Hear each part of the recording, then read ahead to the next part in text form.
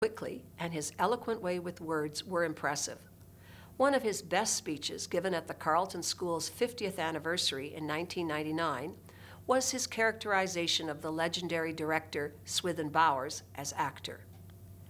In 2000, at the drop of a hat, he delivered this wedding toast to Simon Pearce, the son of dear friends Nicholas Pearce and Deborah Lehman.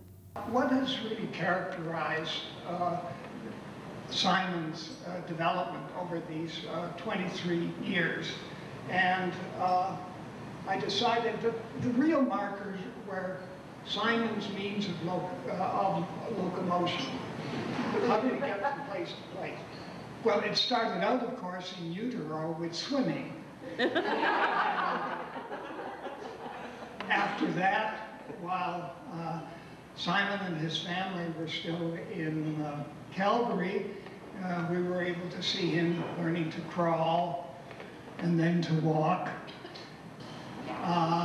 And then there was an occasion when he got back into swimming again. That was when he slipped off the dock and fell into the water next to another boat.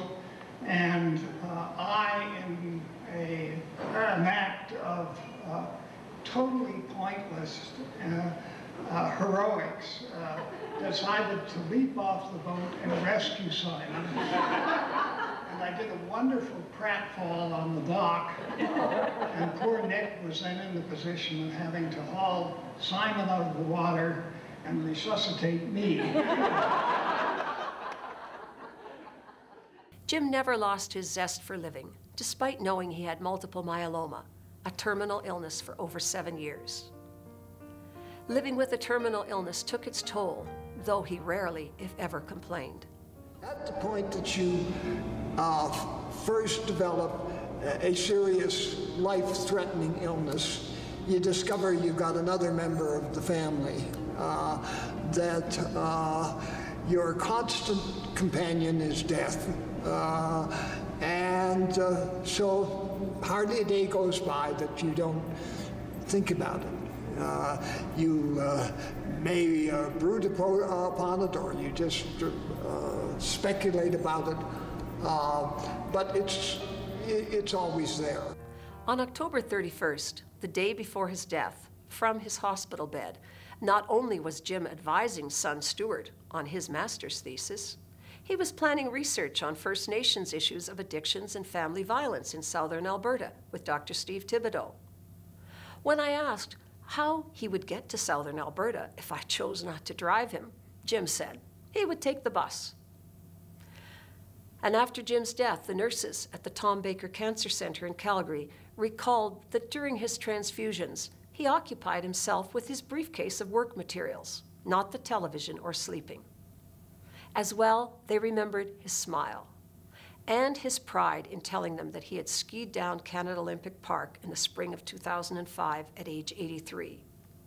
His oncologist, Dr. Walter Blahai, noted that for Jim's last 3 years, there was no medical explanation for his remaining alive. The consensus among friends and family, expressed by his former advisee and dear friend Gail Gilchrist James, was, apart from his love of family and determination to live, it was his love of his professional work that kept him going. As a social worker, Jim was unusual in his being both a clinical and policy person, while creatively intertwining the art of social work, science, and technology. With respect to the latter, my brother, Tom Valentich, noted in 2005 at Jim's funeral. Jim was my brother-in-law, but more than that, he was a friend, a confidant, a mentor, not to mention our household encyclopedia of facts and figures. I first met Jim when I was a young teenager, and it was shortly after that that I lost my father to cancer. Growing up in a household of women, especially Mary, I was fortunate to have Jim as a role model for an intelligent, athletic, sensitive, and caring man. Jim was the original techno geek. it was new, he had to have it.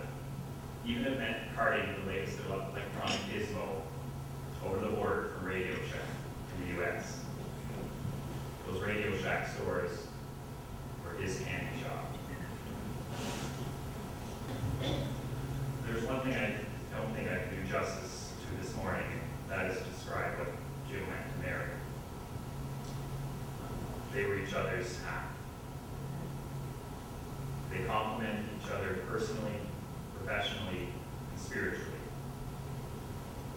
Jim was the visionary, and Mary the incessant organizer. Whether it was editing a book, presenting at a conference, over-managing steward,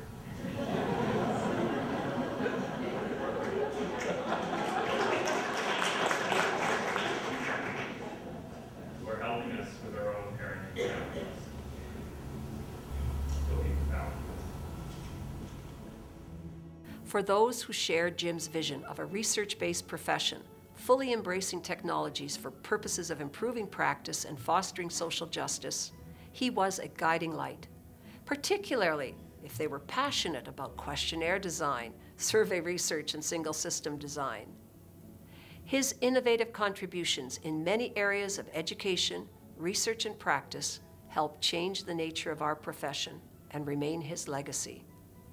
That legacy is a source of inspiration, direction, and affirmation for all who wish to partake.